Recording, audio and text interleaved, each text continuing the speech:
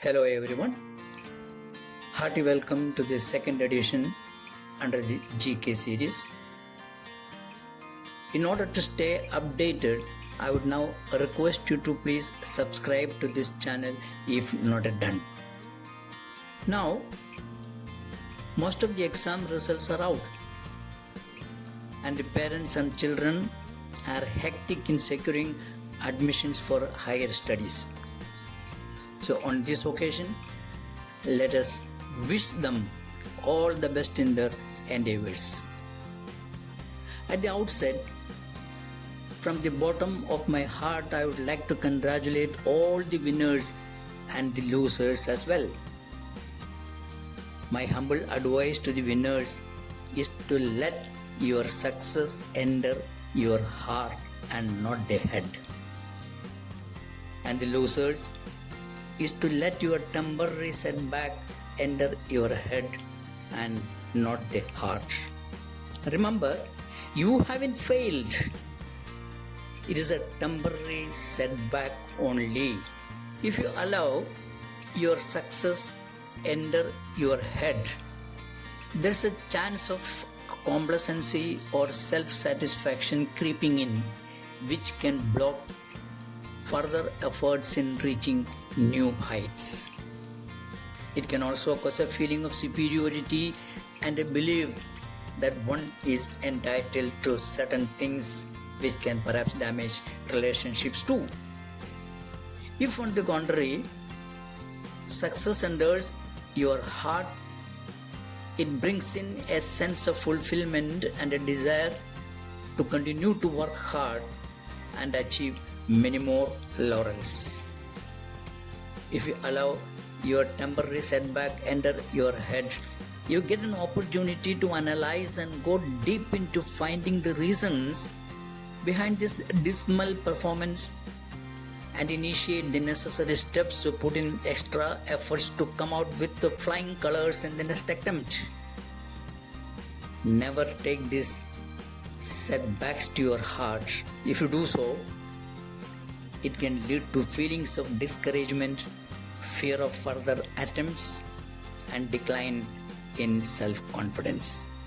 In short, the message is never ever let success enter your head, and never ever let failure enter your heart. It should be the other way around.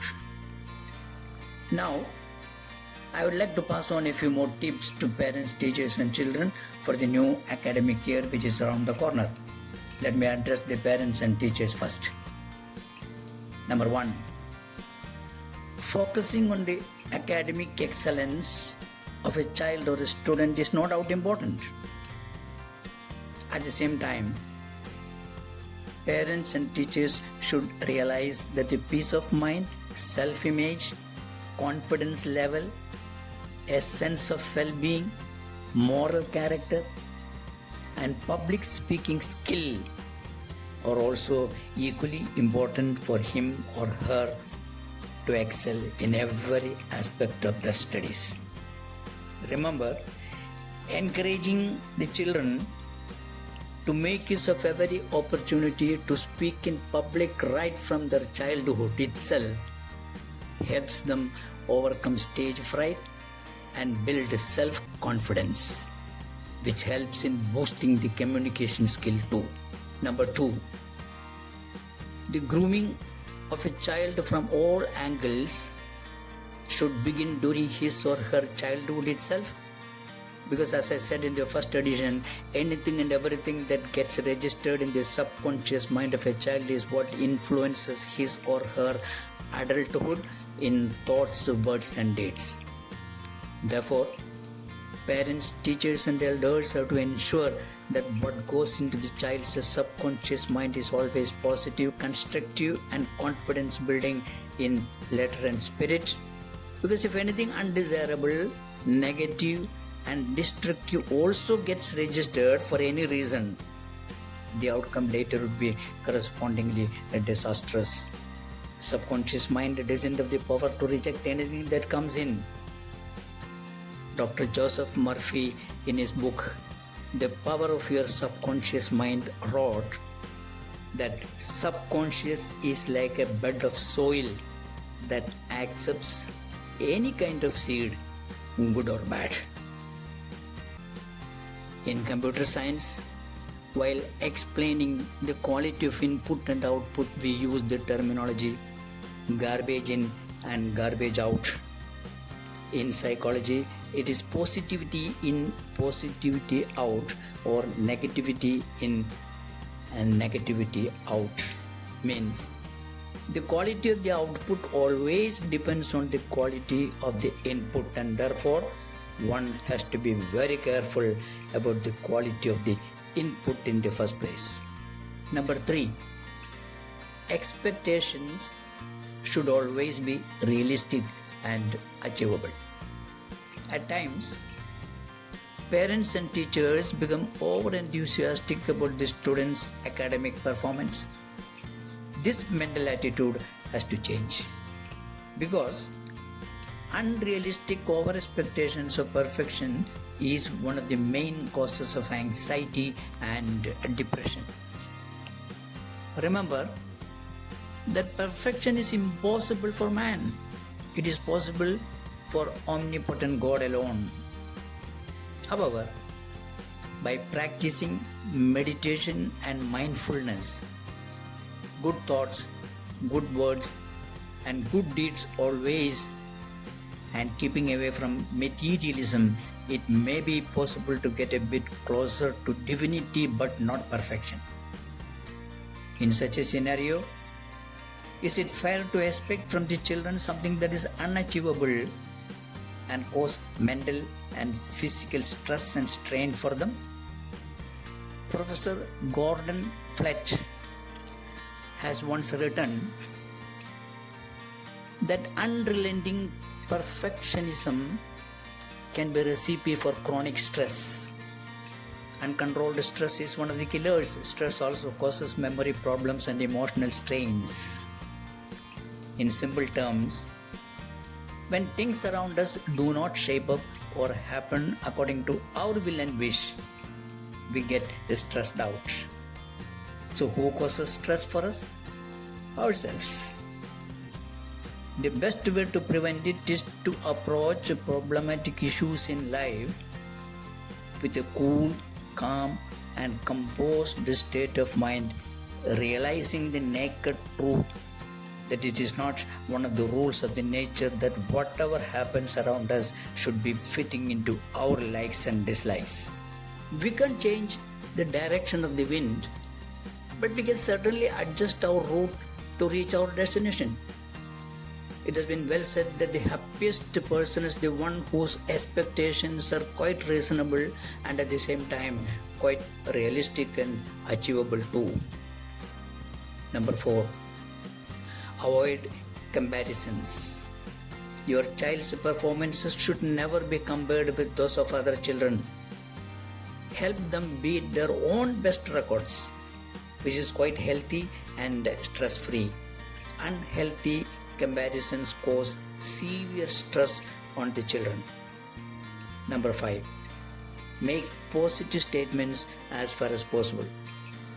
In one of the surveys, it was found that in our daily conversation with our children, we make 80% negative statements and 20% positive, whereas it should be the other way around. Positive statements help build a child's confidence level and boost his self-image. Number 6, keep your temper under control. While dealing with the children, remember to keep your temper under control, in the sense you have to manage your anger and emotional responses while interacting with the children. A Greek philosopher, Aristotle, taught that anyone can become angry, and that is easy.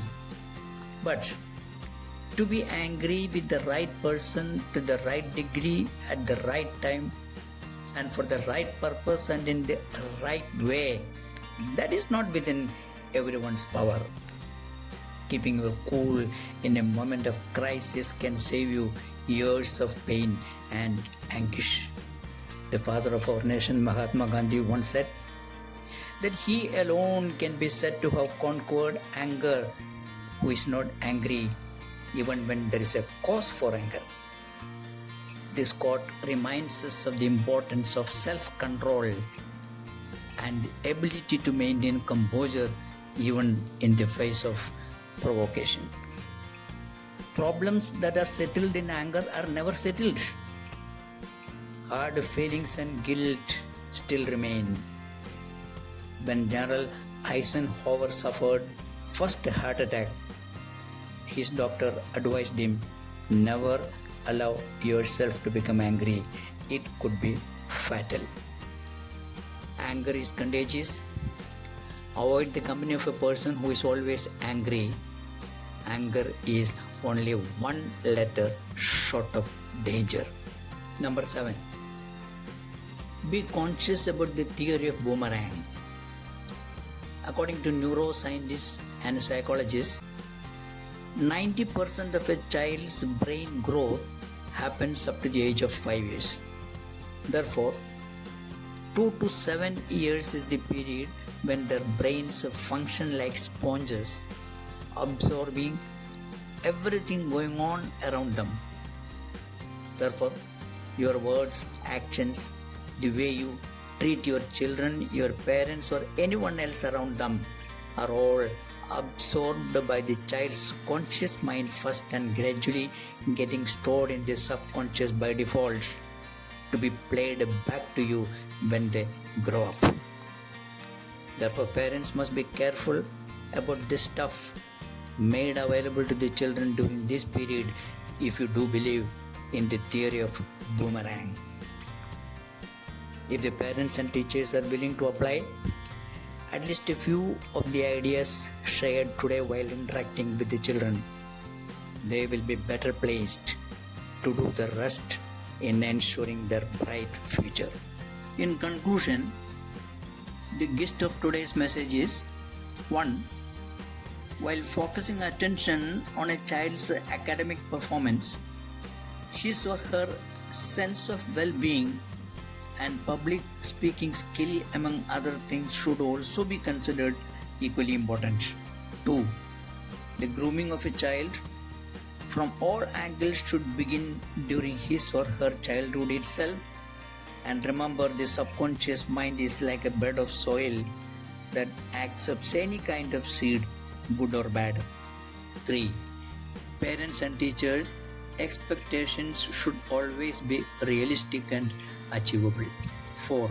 Avoid comparisons. 5.